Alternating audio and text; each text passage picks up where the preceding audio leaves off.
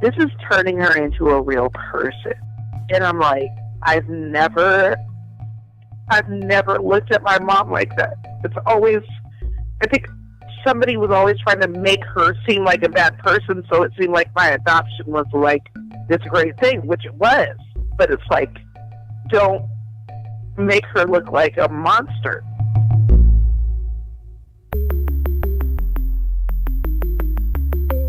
Who am I? Who am I? Who am I? Who am I?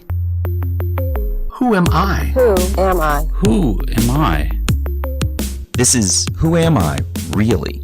A podcast about adoptees that have located and connected with their biological family members. I'm Damon Davis, and on today's show is Tameko. She called me from Seattle, Washington. In her adopted family, Tameko's parents just assumed that as an adoptee, she was misbehaving. But when her older adopted brother showed up, he actually started framing her for terrible things, trying to force her out. Even worse, he abused her. On her search, she read a description of her birth mother that humanized her, but the first pictures Tameko saw documented the hardening of a once beautiful woman. This is Tameko's journey. Tameko was in foster care until she was adopted at about 3 years old. One day in this foster home that I was in, I was like 3, they were like, oh, someone's going to come take a look at you. And I was like, okay. Like, they might want to adopt you. And I was like, all right, cool. So they were like, go take a nap. And I was like, wow, I'm not supposed to take a nap. And now I'm excited. So I go into my room and I wait, and I'm kind of peeking around the corner. And finally someone knocks on the door and they open the door and this woman's standing there, this black woman. And I'm like, Mom, because I'm black that I knew of at the time. Mm-hmm. So I was like, oh, and I was living in a foster home with a lot of white people. So, and it was Mormon. You said you were living in a foster home that was predominantly white and it was Mormon? Is that what you said? And it was Mormon, yes. Uh-huh. So this was in Utah, Salt Lake City. I'll let that detail out. Gotcha. So me not seeing people of color day to day was kind of like, okay, I'm like the only person here. So when this woman comes to the door, who's black, I'm like, Mom, I'm thinking in my head, that's the first thing that came to my head was, this is my mother. Like, and I think that's why it's like embedded in my mind, where I was like, oh my God, this woman, are you coming to get me? Like, I've always, dreamt you were going to come. Wow. And I thought that this woman was my mother. So, of course, my mother now was like, yeah, I couldn't deny you at that point. I was like, I have to take you home. Tameko remembers the day they left the foster home in Salt Lake City to drive to Seattle. In the car were her younger brother Kevin, who was about a year old, and her older sister Kendra, who was about 9 years old. Their biological children to Tameko's mother, who decided to adopt because she wanted another child, and she knew that not many black children were being adopted in those days, especially in that part of the country. After 2 years in foster homes, I asked what she felt like going to this new home. I felt as if, like, this is where I was supposed to be. Like, this was it, Yeah. And everything seemed cool. She said she didn't remember having behavioral issues per se, noting she probably had some of the same issues any kid has at around that age. You've got a toy, there's only one of them, and I want it. But her mother tells a different tale, like the time Tameko allegedly tried to push her brother out of the window, which she says is not true. My mom knew things from the paperwork that I think she was kind of like prejudging me, oh, she's gonna do this, so I gotta be on the watch out for like what she's gonna do. There's also information in there that said that my mom was paranoid schizophrenic, my biological mom. Okay. So she was on guard. Yeah. Which is like be on guard. Like, I totally get it. I mean, I'm a mom now, so I get it. But it's like, give me a chance. It sounds like you felt like you were prejudged as guilty or assumed guilty before, assumed innocent, right? It was. And did that happen a lot throughout your life there? It did. And it affected our relationship In what way? a lot. Just that she would believe the other kids before she would believe me. And a lot of the time, like, she didn't know because she assumed that I had all of these issues, like so many issues. And I was like, I really don't. Like, I'm a kid, and I was, like, kids coming from foster care are going to have issues. And she did put me in therapy and stuff. And I felt that it did help. Not all the time, especially if I wasn't the one, if I didn't actually do the crime. I'm like, I'm not going to fess up to doing something I didn't do. You know how kids are. When they know someone is kind of the default guilty party, sometimes they use that to their advantage. Tameko said her first two siblings never did that, but her older brother, whom they adopted when she was 9, was a different story. He was 12 years old, and his name was Nathan. The kids were first introduced to Nathan via videos they saw of him while her parents were working on his adoption. Then the family hopped in the car together for the long drive to Oregon to meet him for the first time. And he seemed really cool at first. And I was like, yeah, we got something in common. We're both adopted, and we're about to be tight. Yeah, that didn't turn out that way. He basically took my little brother away from me. He was like, yeah, we're going to be cool, and you and your sister aren't going to be cool. And so I was like, all right, this is not cool. Like, so he turned them against you. The first day that he met me, you could see, like, in his eyes, like, yeah, what you thought you had, I'm about to ruin everything. Yeah, I could just see it in his face. Like, I just remember the instance where he had put his arm around, like, we were at, like, some arcade. Like, my parents took us to school plays. We could go play and get to know him, and I think the parents, like, the grown-ups were chilling, kind of talking about the situation with somebody else, maybe the foster parent or whatever. And so we were out, on our own, kicking it. Well, I just remember him turning around, having his arm over my little brother's shoulder, and turning around and looking at me like, yeah, it's not what you think it's going to be, because I'm not going to be your friend. I'm basically out to get you. Tameko had that sinking feeling on day one. She thought she and Nathan were going to be cool, so she gave him the benefit of the doubt and assumed he was having an off day. Her parents moved the family to a larger home in a nice neighborhood in anticipation of their larger family, and the boy joined their home sometime later. This changed my entire life, because my parents never believed me after this point when he moved in. Because he would set me up, he would tear things up and blame it on me, like he would tear up posters of my brothers. He would even destroy his own things and blame it on me. And they believed him. My mother, like, straight up, like, I don't know what kind of hold this kid had on her. I don't know if it was his story, but she definitely, like, just everything was like, oh, yeah, no, like, we, because she's been naughty in the past, we're going to go ahead and blame it on her. So I was like, okay, I don't know if I can win. I'm trying to be cool with this dude. Like, I'm going to be cool with you so you can stop doing this to me, because I don't even know why you're doing this to me. And then he started molesting me. And then that was it. Me trying to be cool with him was, like, over. And now I was just scared of him.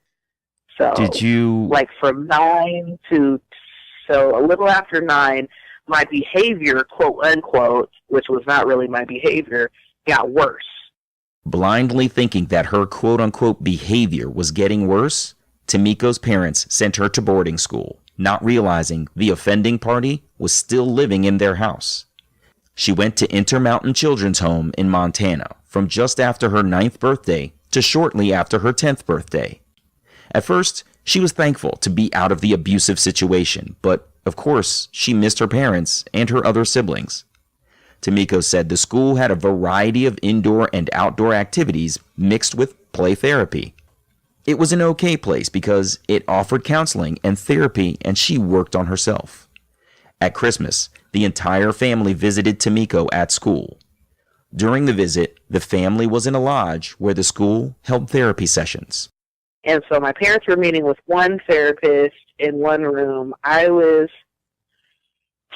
meeting with my play therapist, excuse me, and I went out to use the restroom, and this guy is Nathan's sitting in the lobby, and he's trying to get me to go into another room, and I'm like, are you serious right now?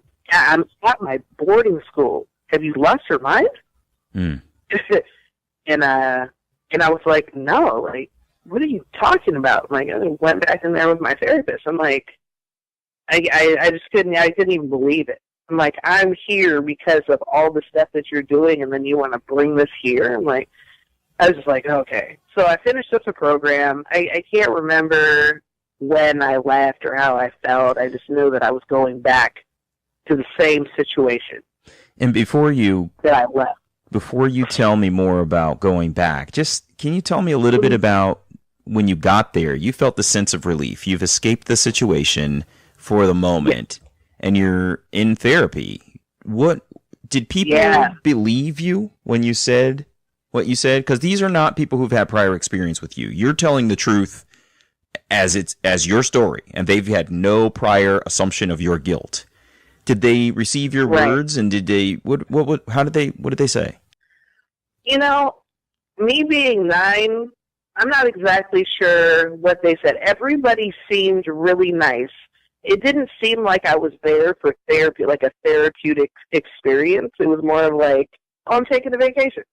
And I happen to be going to play therapy every other day, and then going to, class, and going to woodworking, and they had a BMX trail, and we went hiking and skiing. I mean, I did all these cool things. So I don't think anyone really was like, oh, this is a bad kid. I wasn't a bad kid. I was being framed, and then I was sent to this place where there were kids that were actually doing things that were just like off the wall for whatever reason. And I'm like, I'm not doing these things. Like, I was cool before this guy got to our house. I'm being framed for things because he's trying to get me out of the picture. Yeah. Because he wants the spotlight and he wants me out. And so everybody just, I don't think I wasn't telling the whole truth. Like, I didn't say anything about the sexual abuse when I was there. That's what I was wondering. I had no idea. That's what I was wondering. Yeah. Mm-hmm. If you divulge say anything because I was scared. I didn't know, because, it's weird, I think, in situations to when you're a kid, you feel dirty, like you're like, oh my God, I'm going to be in trouble too, type thing. And so I didn't share because I was like, I don't know how this is going to go down. I mean, I wish I would have shared, and then he wouldn't have been at home maybe when I got home. But also, that's some pretty advanced thinking for a 9-year-old. I could totally see why you wouldn't want to share with anybody, especially because at home, when you shared with adults, they basically blamed you for what had not been your fault. So why would you trust anybody else if you decide? Exactly. It's a very advanced line of thinking for a 9-year-old to say, oh, wow, these are different adults. If I tell them the truth, then perhaps they will help me. I could totally see how you would reserve that and never divulge it. Right. Tameko said she went to the school and went into survival mode, and during therapy sessions, she talked a lot about her adoption. So naturally, they thought she was in their care for adoption-related issues. Somehow or the other, Tameko was aware that she had biological twin brothers, and they came up during her therapy sessions. One of the counselors at the school took it upon himself to find her older brothers in a foster home in Washington State. The counselor spoke with her adopted mother about locating the boys and asking permission to introduce them to Tameko, and her mother agreed. The counselor drove her 11 hours from Montana to Port Angeles in Seattle, where they met her adopted mother and a woman named Joycelyn. She was a single parent who fostered, then adopted her brothers. Joycelyn fostered and adopted a lot of children, and they were all of color. She's Caucasian. Tameko was introduced to her brothers, Holston and Austin, who both had fetal alcohol syndrome. Holston displaying signs of his condition more than Austin. One of his eyes was smaller than the other, and his voice was noticeably scratchy. My other brother, not so much. He looked like him and I look alike. which is very interesting. I was like, oh, wow. And my mom's like, wow, you look, I could totally see it. And I'm like, yeah, this is weird. Like, never had a connection with anyone that was my blood before. So that was just like mind-blowing for me. I just remember being outside and playing with the kids, and they're talking. And I also remember Holston going into a seizure, but not like a big seizure. They said that they would have small seizures, and sometimes when you're talking or having a conversation, they might kind of like be vacant, like his eyes might roll back, and that happened.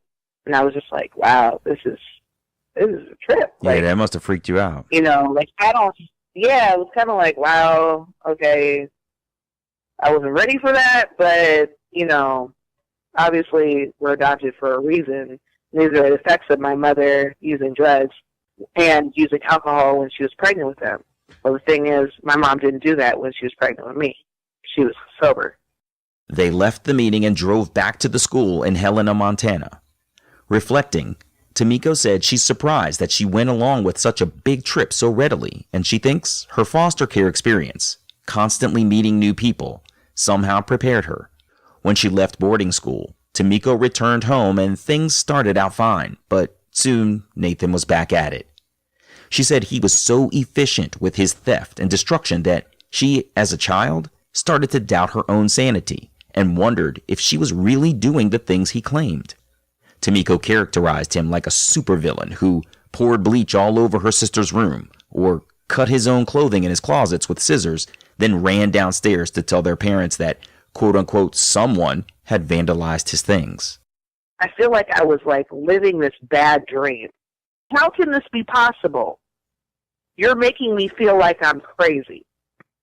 When I have to talk to my parents about this, and I know they're not going to believe me. Yeah. I mean, it got so bad to one point to where, and I think this is when my dad started locking me in my room, that I can't remember what happened, but I know that my father was like, you know what?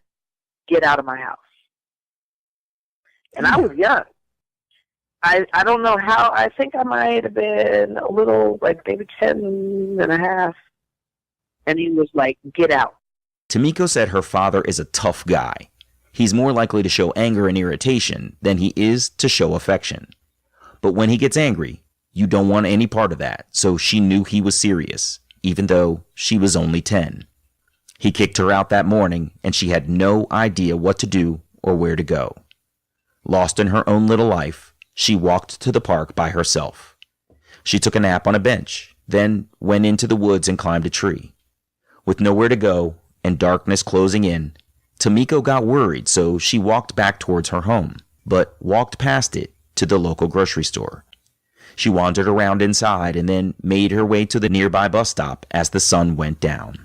The sun's starting to go down, and I'm sitting there, and I'm like, I don't know what I'm going to do. Because I'm not going to tell them that I did this. I'm not going to say it. At one point, Tameko sees her father drive by, and she figures he must have seen her, but he didn't look in her direction. He kept driving. She was incredulous at the fact that Nathan could show up and wreak havoc on their home, but her parents couldn't make the connection that it wasn't her. So, yeah, he drives by. I sit there. It's getting late at night, and this couple walks by, this African-American couple walks by and is like, hey, what are you doing out here? And I was like, my parents kicked me out of the house, whatever. And I'm like, at this point, I'm like 10 and a half, 11 years old. Like, what kid gets kicked out of the house at 11? So they felt bad for me and was like, and of course, here I go, trusting people. I walk with them back towards the house. They sat me down in their living room. They said, what's your phone number? They called on the phone. They say, hey, I have your daughter here, Tammy. She said that she's been kicked out of the house. And, so I get on the phone, of course, reluctantly, because I know that they're still in the same frame of mind. And it's my mother. She's like, well, he was like, come on back up. She's like, I'm going to talk to your dad, but you just have to say that you messed up and you did this. And I was like, but I didn't. And she was like, but you need to if you want to come back in the house, you need to tell him that. So basically, I just need to just tell them a falsehood, but that's okay, whatever.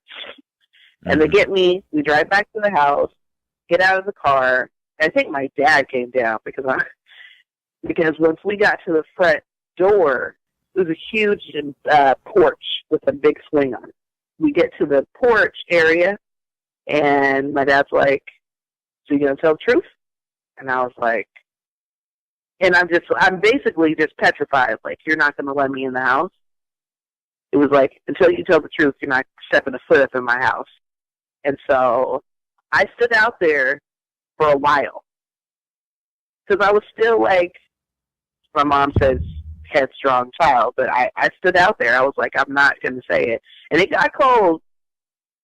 So finally I just gave in because I was too cold and I just wanted to go to sleep. And, that's basically like the sum up of me having to deal with this whole situation with Nathan, is that I always just had to just tell them that I was, that I did it. I asked Tameko where she is with Nathan now. She said that for years, she wouldn't even go to family functions if she thought she would see him. I wouldn't come to, if he was going to be there, I would hide in my house. Like, my kids witnessed me not answering the door, shutting off all the lights, acting like we weren't there because I didn't want to see him. And they didn't know why. He told Tameko he thought they were just going to let their past be water under the bridge, to which she said, "In what world do you live in? Because that kind of stuff, we don't just act as if it didn't happen." Nathan eventually confessed his crimes and framing Tameko to his parents. I asked her how her parents reacted to his confession. My mom kind of changed a little bit. My dad, he kind of just stayed the same. Because my dad's he's just a very, stoic type person. He doesn't show a lot of emotion unless it's anger. So he was just like, oh. And I was like, oh, great.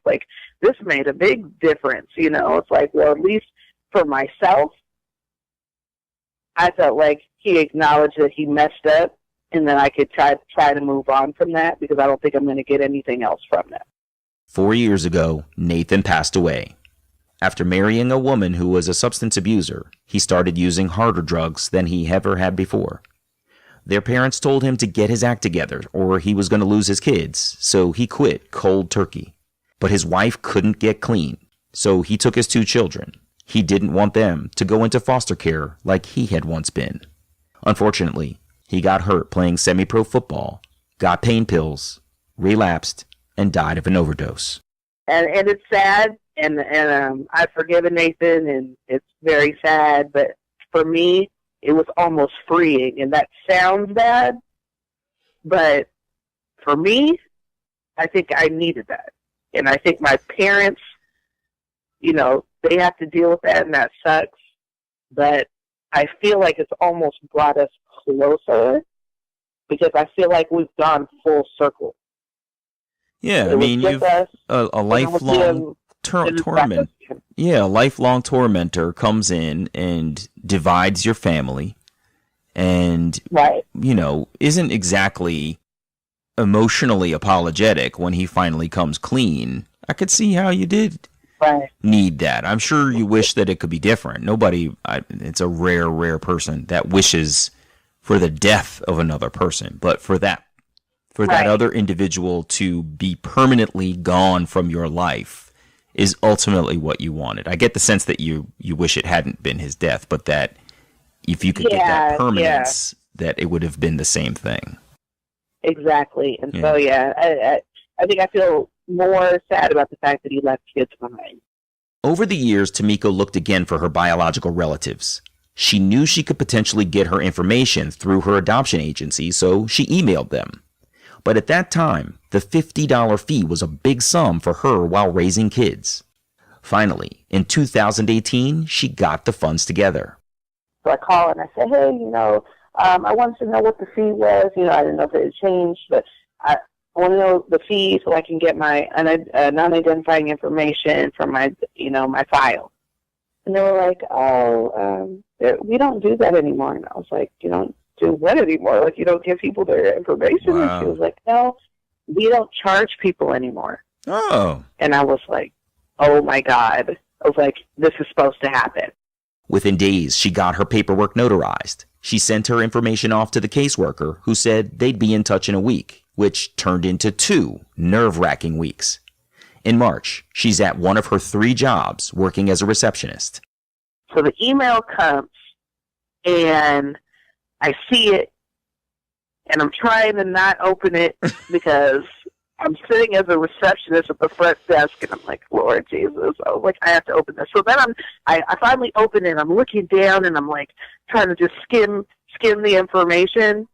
And as I'm reading more, it's like, hi, Tameko, this is the information that we prepared for you. And, if you have any questions, blah, blah, blah, give us the, email back. And so I'm looking, and at this point, it's giving me information about my biological mother, besides her just being a drug addict or prostitute and, alcoholic.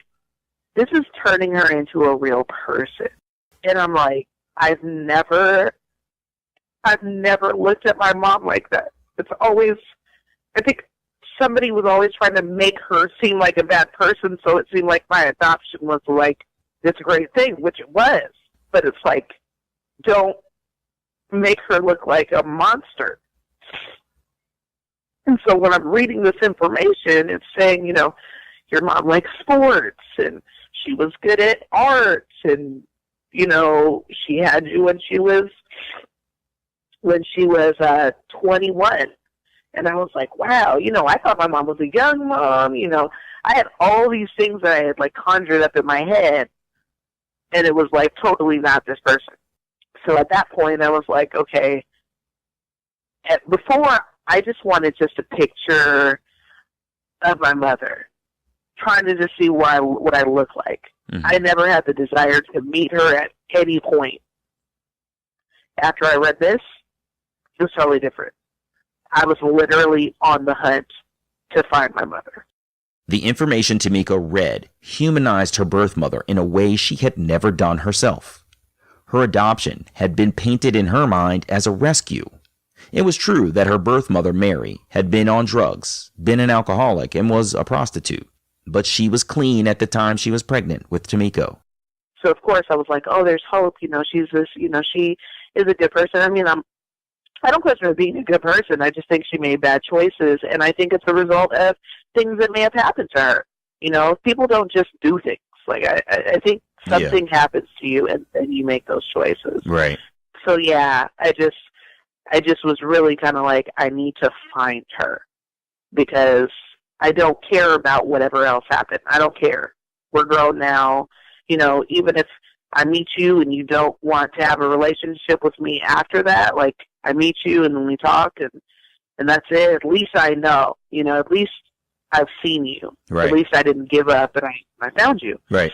Well, I have not found my mother yet, but I found her brother. Wow. Yeah, she has 3 older brothers. Tameko's paperwork had all of her relatives' names on it, and she joked that finding black people with original names in Salt Lake City, Utah, it wasn't hard to find her Uncle Verdo. She found his picture on Facebook, then found him on Intellius, an online resource that scours public records. She got his phone number, and she texted him, and he knew exactly who I was. Really? Wow. My mother gave me that name. Yeah, he knew my name. So your mother gave you that name and it was never changed? It was never changed. Wow. So when Tameko calls, he knew exactly who you were. Yeah, he saw the text message like, wow. Like this is years and years and years later. He just said, I always wondered where you guys went to. He was like, I had no idea. About a week later, after he traveled to Portland for his wife's bowling league and he had time to absorb what was happening, Tameko and her uncle talked by phone. He called me his niece from Jump. Like, we got on the phone. I was like, hi, my name is, Tameko. I'm doing, it's like, I didn't even know if he knew that I was his niece at this point. I said, I'm doing this research. I'm trying to find my birth family. He's like, oh, yeah, you're my niece. I've been wondering where you were all this time. And I was like, oh, my God. Like, at that point, I was kind of, like, taken back, like, you know me? And so he was like, yeah, I haven't seen your mom since like 82. Wow. I'm like, you haven't seen my mom since 82? I'm like, but why? Did you not look for her? You know, I didn't say that, but in my head I was thinking that. There's a lot of people in the family who had a lot of drug issues, crime issues, in and out of jail. He wasn't the one in the family who did that. He worked at a newspaper. He got married young. He had kids. Like, he was trying to, because when they were younger, my grandmother was very poor. She didn't have a husband. She had, you know, all the kids had different dads. Like, he was trying to set a foundation and build a family, and keeping up with my mother was not part of that situation. She said it was crazy to talk with someone in her biological family. Tameko said Verdo felt very badly that he didn't have any information about where her birth mother was. He offered to send Tameko pictures of her birth mother, but the very first time she saw her face was online at mugshots.com. And so when I did look there was about 6 mugshots of my mother. But it's crazy because you could kind of see the progression because it's, you know, it has a year next to it. The first mugshot, she just looked sad. She didn't look like she was angry. And as the years progressed, she just got angrier, and she just looked more, just more torn down. Really? Oh. Yeah.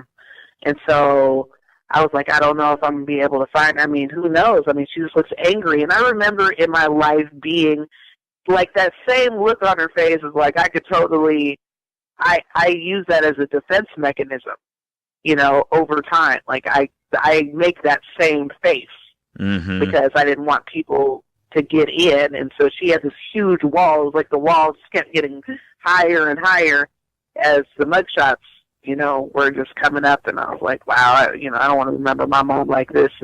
This sucks. Tameko started receiving pictures of her birth mother from the years before the mugshots, and she was beautiful. And my youngest son looks identical to her. I don't look like my mother. Wow. But my youngest son looks like her, and it just blew me away. Like, I've been staring at my son's face this whole time, wondering why he doesn't look like me. Like, he kind of looks like his father.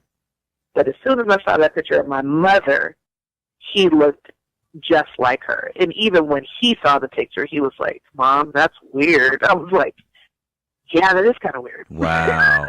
Yeah, when a person sees their own face on another person, that's validation right there. Yeah. Verdo, his wife, and their son Wesley visited Tameko. And to see his emotion, you know, like, he's a very stoic dude, but you could tell that he was like, wow, I can't believe I'm meeting my niece. And I look just like my grandmother. So for him to see his mother in me, you know, I think was kind of an emotional thing for him. And they gave me her wedding ring.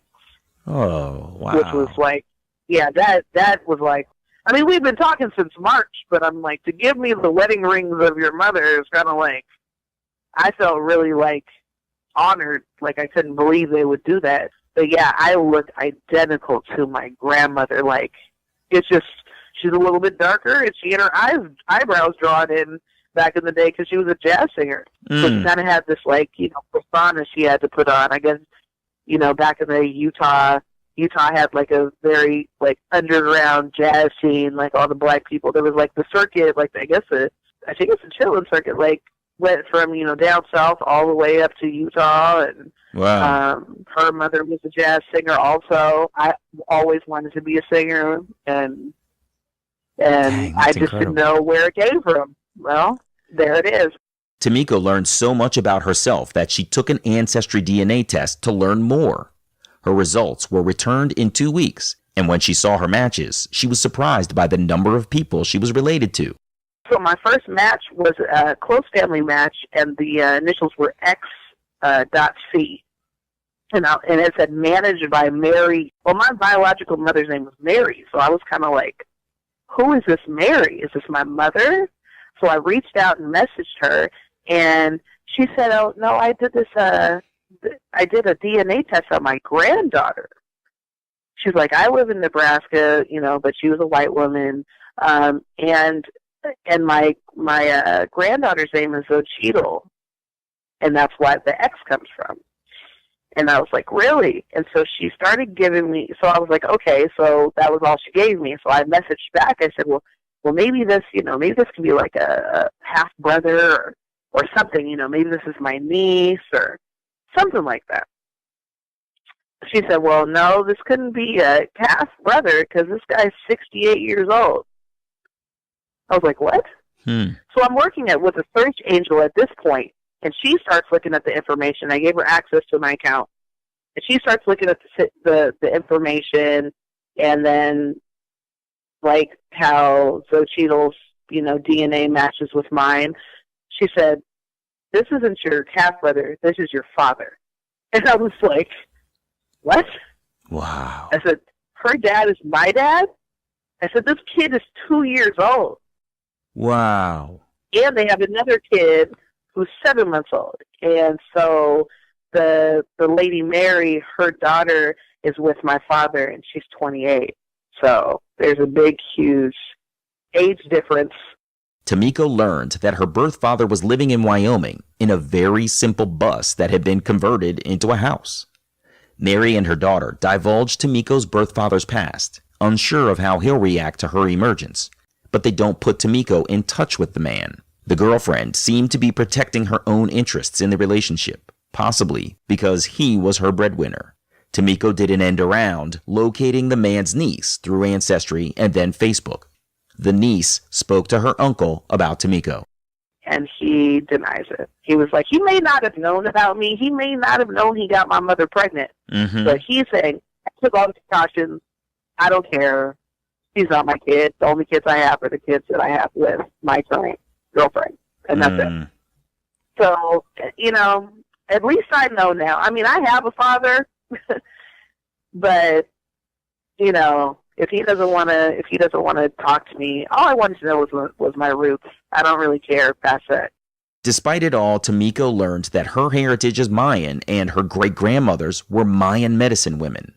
Of all the things she thought she might be, Mexican was never a thought in her mind.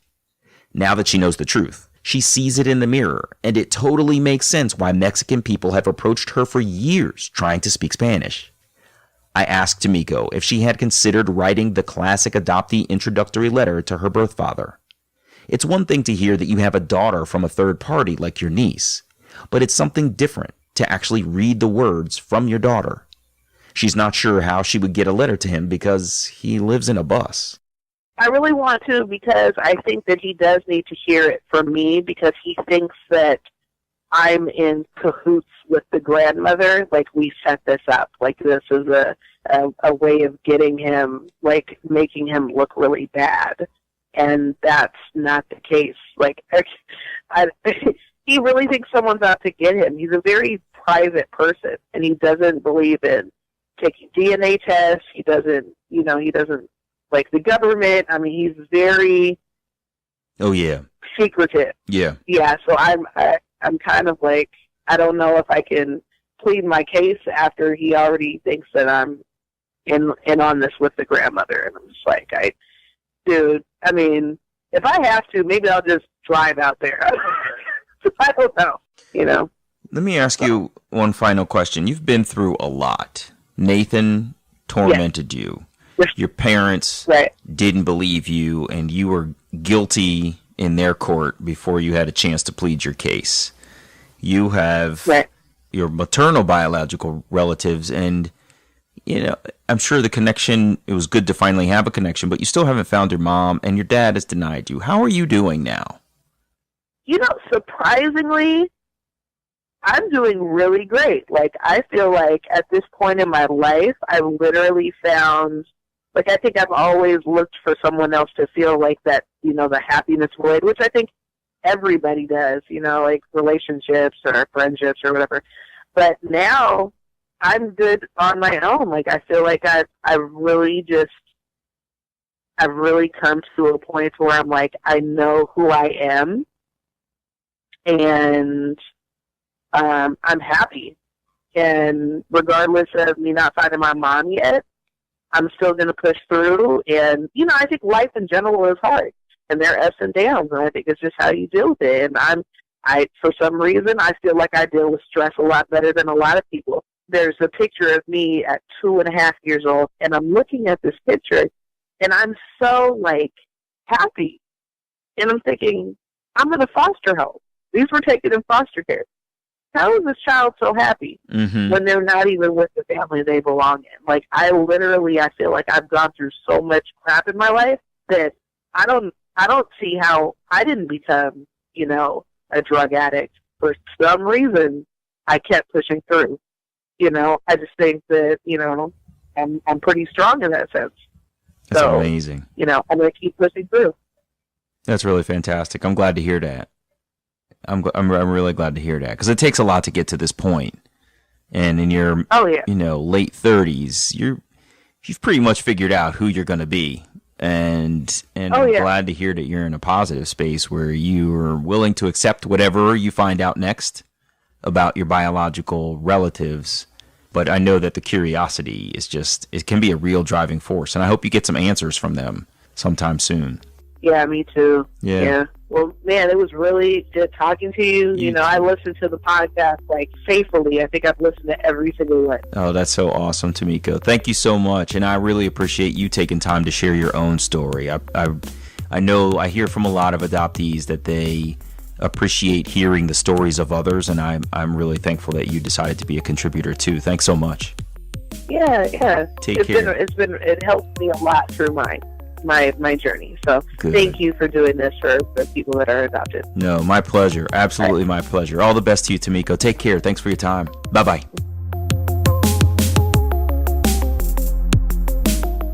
Hey, it's me. I was really sorry to hear that Tameko's adopted brother entered their family with a mission to bring her down. But as she alluded to, I'm sure his past had scarred him and taught him to bring others down to somehow feel better about himself. She said that despite her birth father's denial and the fact that he forbade his family from speaking to her, she's okay. She told me in an email that life's a journey and she knows she's loved. Tameko's search for her birth mother continues. I'm Damon Davis, and I hope you'll find something in Tameko's journey that inspires you, validates your feelings about wanting to search, or motivates you to have the strength along your journey to learn. Who am I, really? If you would like to share your adoption journey and your attempt to connect with your biological family, please visit whoamireallypodcast.com/share. You can choose to share your whole story, maintain some privacy about parts of your journey, or share completely anonymously. You can find the show at facebook.com/WAIReally or follow me on Twitter @WAIReally. And please, if you like the show, you can support me at patreon.com/WAIReally. You can subscribe to Who Am I Really on Apple Podcasts, Google Play, or wherever you get your podcasts. And while you're there, it would mean so much to me if you would take a moment to share a rating or leave a comment.